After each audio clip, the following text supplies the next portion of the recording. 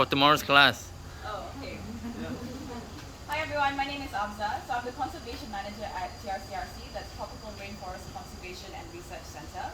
I think it's very interesting that all of you are coming from such different backgrounds, but yet have an interest in forest conservation.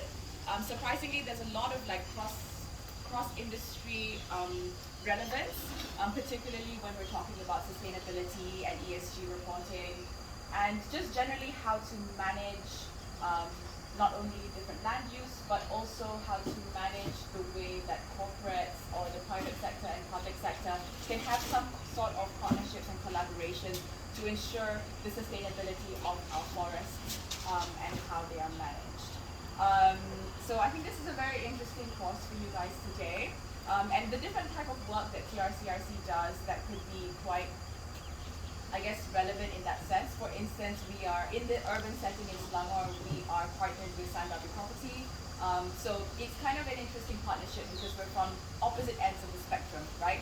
So you have our partner Sandabi Property, who's a property developer who's known for obviously like clearly clearing land for development and buildings, who obviously as a developer may not necessarily always use sustainable materials, and you know, and coming from the opposite end of the spectrum of the work that we do, we are fully about leaving the land alone, leave forests alone, and all of that, right? And conserve, right? So I think in this partnership, what we have found is in order for businesses to become more sustainable, it's not something that can happen overnight. It's a journey, and it's a journey that we have to journey together. So what we found is a lot of people ask like, oh, why are you even bothering working with people who don't care?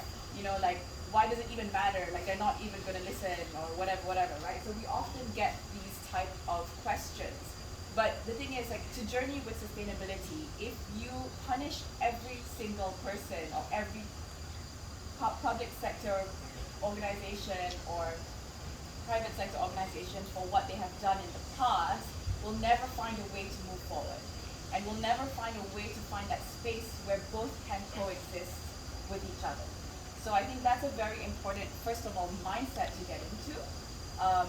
Also from our end as an NGO, you know, rather than punishing, we have to find a way to journey together. It's a long process, it's a slow process that requires a lot of capacity building, requires a lot of training, and a lot of education. So for me, it's very promising that people such as yourselves are interested in learning about it, because that is where the impact comes.